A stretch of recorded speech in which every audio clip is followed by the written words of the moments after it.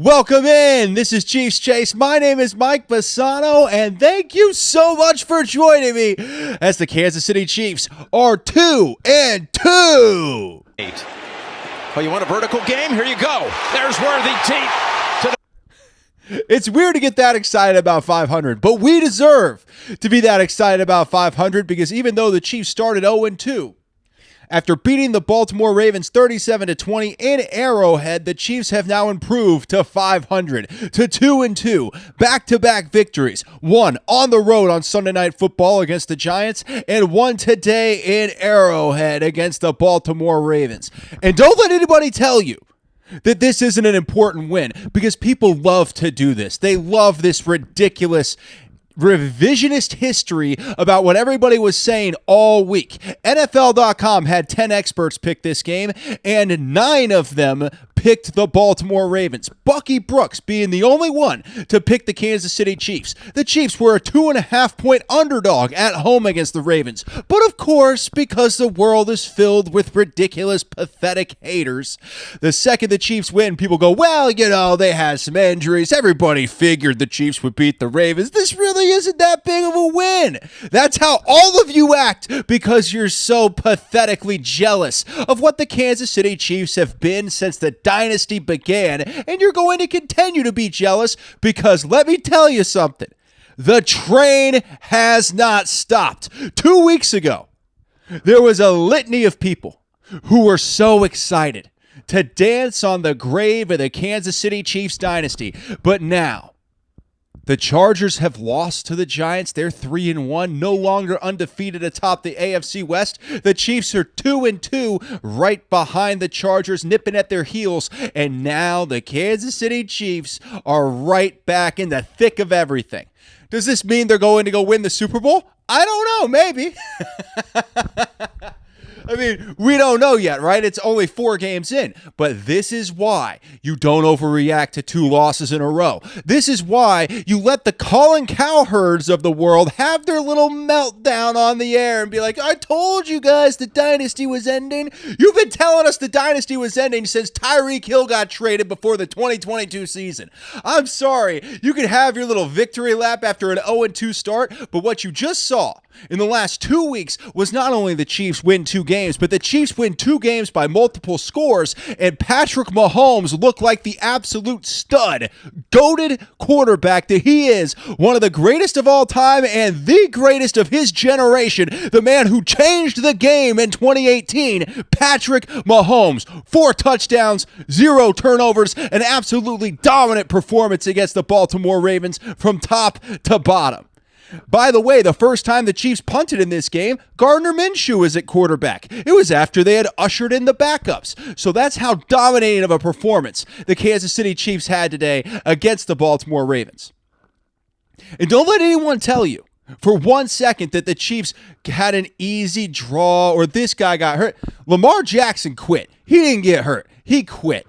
He got up. He didn't favor that hamstring at all. What he did was throw his helmet off like disgusted. He looked like this game's over. They aren't helping me. Everybody's terrible. I'm the only guy on this team that's doing anything. And by the way, he would be, for the most part, correct in that assessment. And then he sat down on the bench, put his hat on. He was done. That's what Steve Spagnolo did to Lamar Jackson today. I don't buy for a second that hamstring really injured. It might hurt a little bit, but it's not injured, man. If that game's close, Lamar Jackson stays in. Next week, Lamar Jackson will be back. But now the Ravens are 1-3. The Chiefs are 2-2, and we have a lot to get into. A lot to get into when it comes to breaking down this game. There was one player who turned this game around on a dime early on in the game. We'll tell you who that is and what happened coming up here in just a second. But first, we have to get to what I would call the man of the hour. No, not Patrick. We're going to get to Patrick later. The man of the hour in Kansas City, Xavier Worthy. We knew when Xavier Worthy went down that it was a big blow for the Kansas City Chiefs. We knew that by every indication, Xavier Worthy was going to be the focal point of the offense starting this season. But in the third play, against the Chargers. He collides with Travis Kelce. It was probably more Travis's fault than anyone's, but it was also, Worthy's got to have his head on the swivel. I think it was just one of those sloppy early game things where your team isn't quite as crisp yet. So now Xavier Worthy's back after his dislocated shoulder. He's got it in a brace. He's been rehabbing it for a few weeks, and he's not tackling anybody. He's not a big issue with the shoulder guy. He's a speed guy. Shoulders matter more when you're a power guy. Xavier Worthy's a speed guy. And Xavier Worthy came back to Arrowhead with a massive chip on his dislocated shoulder and took it to the Baltimore Ravens. 7 touches, 121 yards on offense for Xavier Worthy, including over 80 yards receiving, a career high for Worthy, coming back from injury and putting a stamp on an electrifying performance against the Baltimore Ravens. And it's not just about Worthy's performance in and of itself. It's about everything Worthy opens up for everybody else. How wide open was Hollywood Brown, Travis Kelce, Juju Smith-Schuster? Everyone got to eat against the Baltimore Ravens, and that's because they had to account for Xavier Worthy. They didn't early. Early on, there wasn't a lot of accounting for Worthy. And what happened as a result of that was Xavier Worthy eating.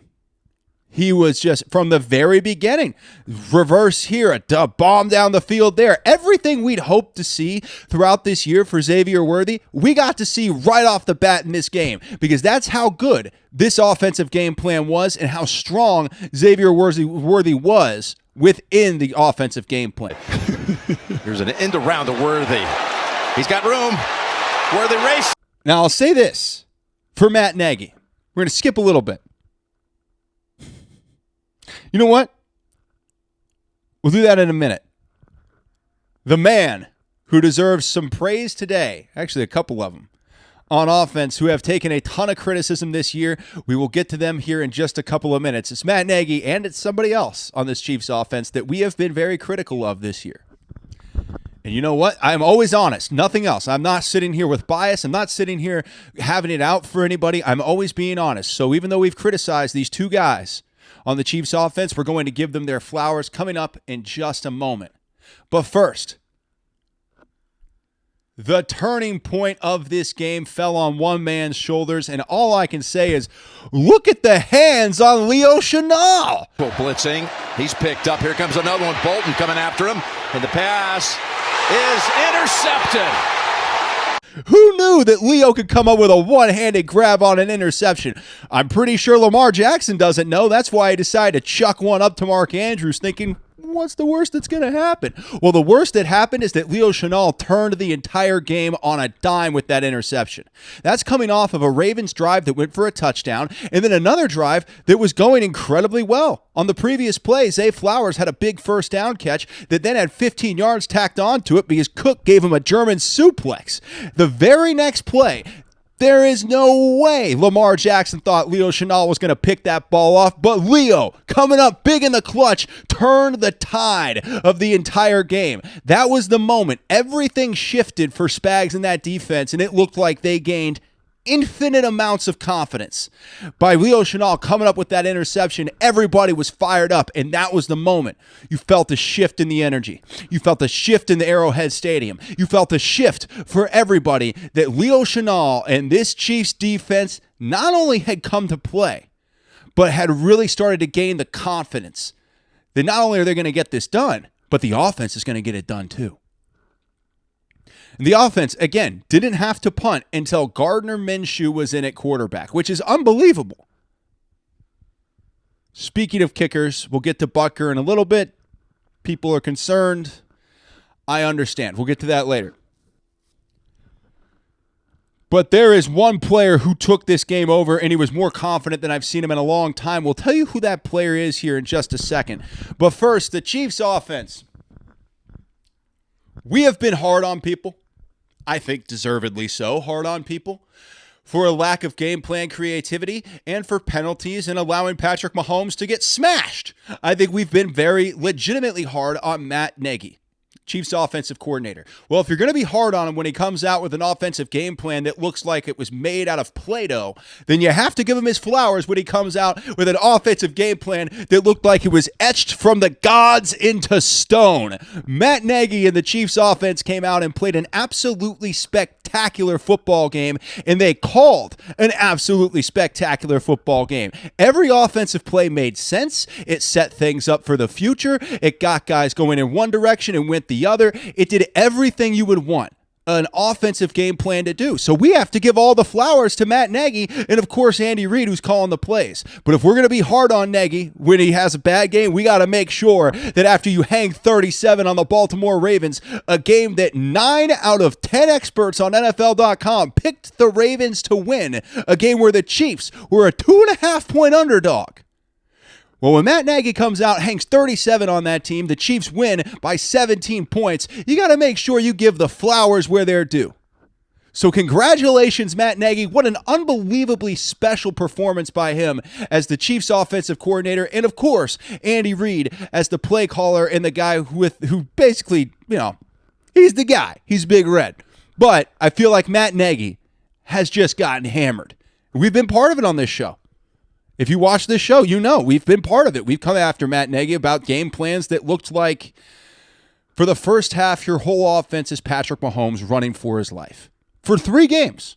That was the first half game plan. Hey, Patrick, go be Superman. Hey, Patrick, why don't you pull a magician's wand out of your cape and go make magic happen? That's been the offense for 3 games straight. So the fact the Chiefs came out against the Ravens and put together a phenomenal offensive game plan and executed it beautifully, you've got to give Matt Nagy a lot of credit for that, especially if this is an indicator of things to come. Travis Kelce said it after the Giants game. In the second half in New York, it felt like the Chiefs offense had turned a corner.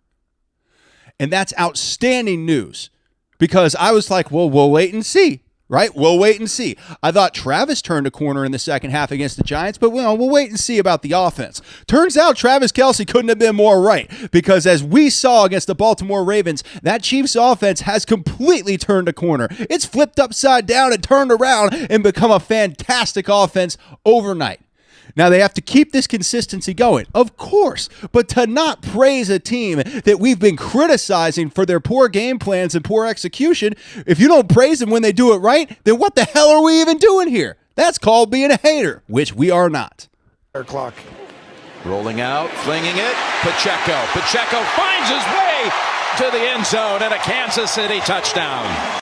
So great work by the offense, great work by Matt Nagy, and oh yeah, I said there were 2 people, didn't I? It wasn't just Matt Nagy today. Another person that we've criticized, I think we could say heavily, yeah, fairly so.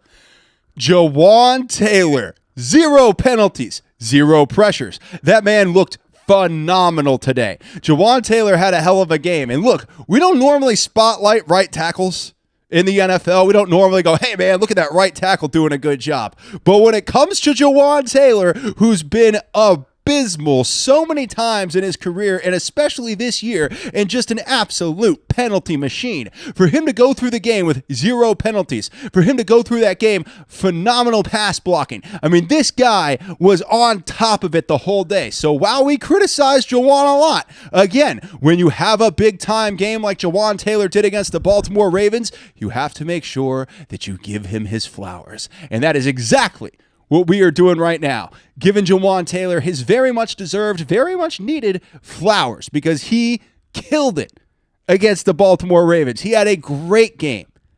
Awesome. By the way, Josh Simmons, really good game too. He had 1 sack given up, I think. Yeah, he had 1 sack given up, but that was also a great move by the defensive end. If you watch the play, it was a great move. And he hunted down Patrick from behind. But frankly, if Patrick's first read was there, it never would have happened. I mean, Pat had a little time to throw the ball. There was just nobody open. So it was a bit of a coverage sack, but also Josh Simmons had a great move put on him and got beat for a play. Other than that, he was great. Speaking of offensive line, we'll get to the man who took the game over here in just 1 minute. But speaking of offensive line, while we're on the subject, I want to get to this because I threw a little bit of criticism early this season at Creed Humphrey and Trey Smith because they are the highest paid players at their position. And it felt like early this season they couldn't get a 4th and 1 or a 3rd and 1 with any kind of consistency. Well, today against the Baltimore Ravens, a Kareem Hunt battering ram right up the backs of Creed Humphrey and Trey Smith. He got every single one. Those guys blew the Ravens off the ball on the short yardage situations, and that is why they make the big bucks. Here's the deal, man. If you take the big contract, there's a saying that Kirk Cousins said this in the quarterback show on Netflix in 2023. Kirk Cousins said, "To whom much is given, much is required." And that's what happens when you're Trey Smith and when you're Creed Humphrey and you're the highest paid players at your positions. We require a lot. That's part of it. And they absolutely delivered against the Baltimore Ravens, baby. They came off the ball, firing off and blowing the defensive line up exactly the way that you would expect them to. So fantastic job by Creed Humphrey and Trey Smith. Really, the whole offensive line, the whole offense gets an A+ today. When you don't punt until your backup quarterback has been inserted into the game, great job, A+ for everybody. There is no other way to play that. There's no other way to grade it. It's an A+ for the offense. Now, there's one person for the Kansas City Chiefs, one man who we never want to change. I'll tell you who that is coming up here in just a couple of minutes because he had a big day today. But first, the man who took the game over, who looked more confident than I've ever seen him in a long time. Listen here, Patrick Mahomes took the safety everything off. He was unhinged in his play today, throwing the ball all over the field, absolutely dynamic in every single possible way. Patrick Mahomes set the world on fire with 4 touchdowns, no turnovers. He absolutely dominated the Baltimore Ravens. A game that, again, out of all the 10 experts on NFL.com, 9 of them picked the Ravens to win this game. Bucky Brooks, the only holdout. So you could try to discount what Patrick Mahomes accomplished today, but you would be dead wrong to do so because Patrick Mahomes dominated. He came out confident, stood in the pocket tall, hit strike after strike after strike. And these weren't easy passes. That Juju Smith-Schuster touchdown had to be perfect. He was bracketed by 2 zone defenders that converged as soon as the pass came, and it hit Juju right in the 9. So he got the catch. Both guys hit him. He held on. That is all Patrick Mahomes with perfect throws. Also the Tyquan Thornton touchdown pass. Perfect throw. Passes right away. Boom. End zone bound. Caught. Touchdown. Kansas City. Tyquan Thornton. We can keep going. He had perfect throws all day long. I have not seen Patrick Mahomes carve up a team like that in a very long time. In fact, the 37 points that the Kansas City Chiefs scored today against the Baltimore Ravens, and you could tell they wanted 40. You could tell they wanted 40. They were even when they put Pat back out there, when it was 37-13, I'm like, what are you guys doing? Because they wanted that 40. They wanted to break 40. They didn't get there, but the 37 points that they scored against the Baltimore Ravens is the most points the Chiefs have scored since 2023. A huge milestone moment for the Chiefs offense, and one that, whether you want to have revisionist history or not, shocked a lot of people. And that's what the Chiefs needed today, a shocking, dominant victory that made people go, whoa, maybe there's something going on over there in Kansas City. Maybe the Chiefs dynasty isn't quite as over as we once thought it was. That's what the Chiefs needed today for their confidence, for their team, for everyone to get those good vibes going on One Arrowhead Drive. And by God, did they do it. Patrick Mahomes, unbelievable day today. Now, something strange happened in this game. Very strange, actually. And I think there's going to be a little bit of debate as to what happened today for the Baltimore Ravens. It's odd. I'll tell you what that is coming up in just a minute. But first, one man in Kansas City that we never want to change, Steve Spagnolo. Spags! What an incredible day for Steve Spagnolo. What an incredible everything. He was unbelievable today. He brought blitzes, and they were gorgeous. That blitz that caused Lamar Jackson to throw the interception to Leo Chenal right after a big play to Zay Flowers, tacked on with a 15-yard penalty on Cook. The next play, you send Tranquill and Bolton up the middle on a blitz. Tranquill takes on the blockers. Bolton comes free. He gets right in Lamar Jackson's face. And then Lamar, I got to try to throw it up to Andrews. Boom, intercepted by Leo Chenal. The game-changing moment was that moment entirely. And the entire day, the Chiefs' defense was harassing Lamar Jackson to the point where it looked like Lamar quit a little bit. We'll get to that in a minute. But that's what Steve Spagnolo does. He blitzes. Never change, Steve. Never, ever, ever change. We love the blitzes in Kansas City. I don't care how many times it loses. Keep blitzing. Because I'll tell you this, an aggressive defense is a defense that's connected. That bend but don't break stuff, man, they did it early on. First drive. For a few plays, hard to watch. Hard to watch. And by the way, that first drive by Baltimore was brilliantly executed. That was a great drive. Great drive. And that touchdown to Hill, the pass, they got everybody deep. They sent everyone deep, pushed all the Chiefs DBs and linebackers had to drop back. Easy screen touchdown. I mean, that was beautifully executed by the Ravens. But then the Chiefs adjusted. And then from that point forward, from the first drive of the game forward, the Ravens didn't score another touchdown until garbage time. That's how dominant Steve Spagnolo was, and I love watching his defense play. It's one of the biggest pleasures I've had in my life is getting to watch Steve Spagnolo's defense play every Sunday. Because they play hard, they play fast, they blitz, it's dynamic, he disguises everything. I mean, he is just one of the most incredible defensive minds that has ever walked the face of God's green earth. And I couldn't be more grateful to have him in Kansas City, and I want my Spag statue. I'll say it every week. I don't care. I want the Steve Spagnolo statue at One Arrowhead Drive right outside the stadium so everybody walks in, sees who the greatest defensive mastermind in the history of the Kansas City Chiefs is. Steve Spagnolo. Spags. Never change, man. That was awesome. We got quite a few more things to get to here on Chiefs Chase. If you watched the live feed today, I did a live on TikTok. I was live watching the game with you. We have a lot of fun on that thing, man. So if you want to hop over and check it out, it's a good time. Seriously, it's fun. Now, something weird we're going to get to. And also, a great performance that went a little under the radar.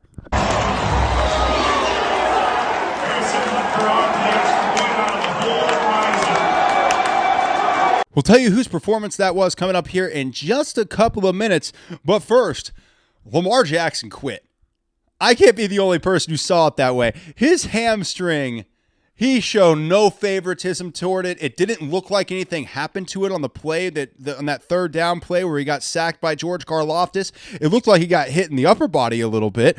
But he came over to the sideline, picked up that helmet, and just flicked it. He flicked it. He wanted no parts of that game anymore. Lamar Jackson was absolutely done with the Kansas City Chiefs. Done. He wanted no parts of it. I think he was frustrated. I think his offensive line had hung him out to dry pretty much for the entire day. It felt like they couldn't get anything going. Derrick Henry didn't get a lot of carries. The whole offensive day for the Ravens felt totally off kilter. And by the way, that's because of Steve Spagnolo. But I think Lamar got frustrated and said, I'm done. We're down 17. It's over. I'm finished. And that's exactly what it felt like. And he didn't come back in. Cooper Rush was the guy the rest of the game. I think that's going to be a big conversation for people in Baltimore about what happened. What happened? Was he really hurt? He had ice on his hamstring. They made sure to show that.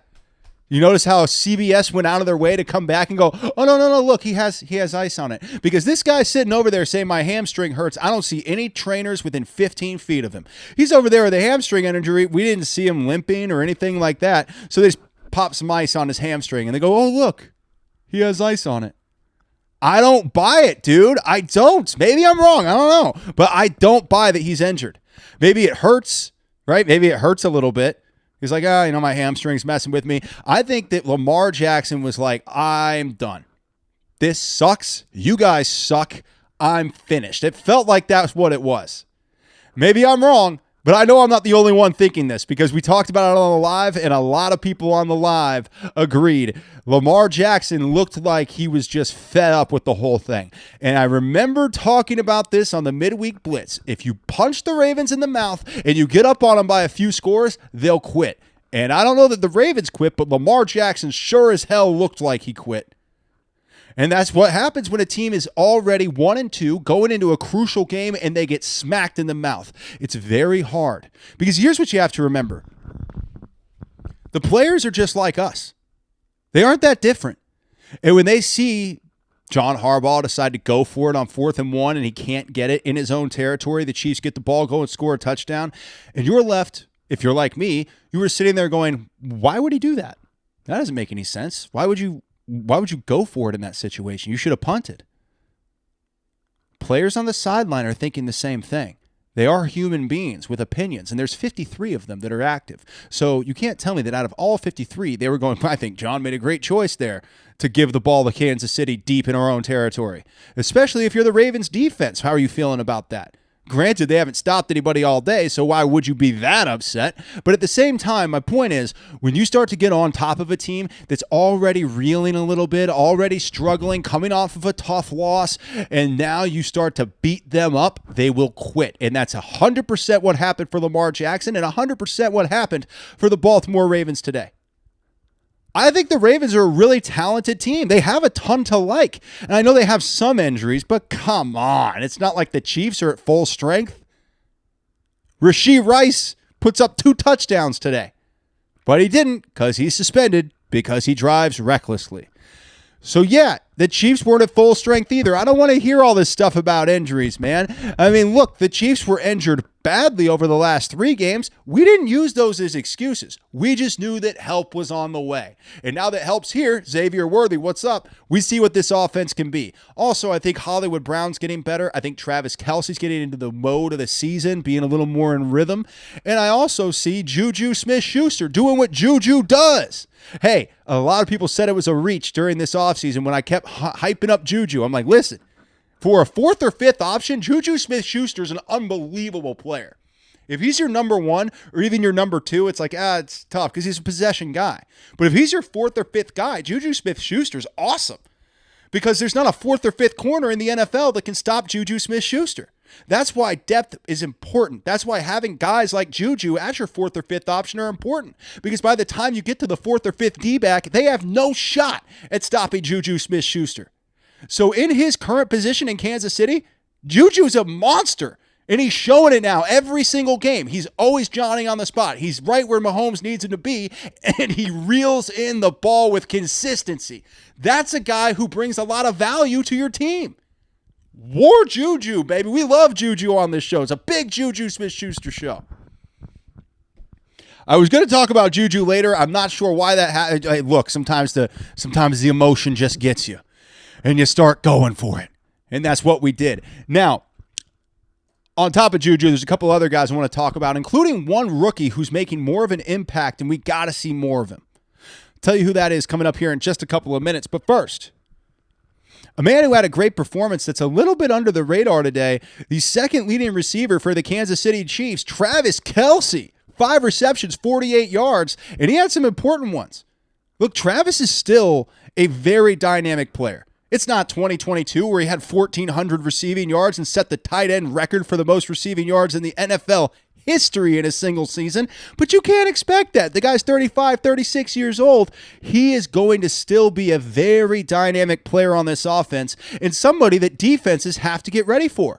Because you saw him today. When he gets those opportunities, he is still a very big threat on offense. And he kept a lot of drives going for the Chiefs. He's adjusted his role, which is what you have to do as you get a little bit older. But that role is still a massive impact. And he still had the second best. He was still the second leading receiver for the Kansas City Chiefs today. So yeah, he's not going to put up the crazy numbers that he put up 4 years ago, but he shouldn't be expected to do that. He should be expected to contribute on a consistent basis and play very well. And for the last 2 games, he's done that. And aside from a couple mistakes from the 2 previous games, he was really good in those games too. Right? He was good against the Chargers. He just took out Xavier Worthy. He was good against the Eagles. He just had a ball pop off his hands and have a essentially game-ending interception. Two bad mistakes. But other than that, Travis has been fantastic, and he was great against the Ravens today. So we have to give credit where it's due. Even all the people who hate on Travis. And my God, there are so many. There are so many Travis Kelce haters. People should be absolutely embarrassed with themselves with the amount of time they spend hating a tight end who is the greatest tight end to ever walk on God's green earth, Travis Kelce. People should be ashamed of themselves for how much they decide to hate a guy who consistently makes big plays, who's 36 years old, and he got 5 receptions and 48 yards today. And even though it went under the radar, he was still a massive impact for the Kansas City Chiefs in a 17-point victory, scoring the most points that they've scored since 2023. So put some respect on Travis Kelce's name and stop being such a pathetic hater. America. That's to everybody. That's to everybody. I see more Travis Kelce hatred than any rightful human being should ever feel. That's insanity. But it's out there, and it's not hard to find. My God, they find you. You don't have to go look for Travis Kelce hatred. Travis Kelce hatred finds you. It's like a magnet out here with these haters. They want to always hate on Travis Kelce. No matter how well he's playing, they always have something to say. Oh, he's corny. Oh, blah, blah, blah, blah. Everybody's always got something to say. Well, here's what I have to say. 2-2, 37 points. 9 out of 10 NFL.com writers chose the Ravens to win this game. Vegas had the Ravens as a 2.5-point favorite. And the Chiefs won 37-20. That's what I have to say. I think that's all anybody has to say. Let's get rid of that ridiculousness. Now, a couple more things to get to, including we'll end it. I want to end it with something positive. Okay. Then we'll do this. One player that I think needs more touches. He looks great, and I'm really excited about this guy. We'll get to him to end the show.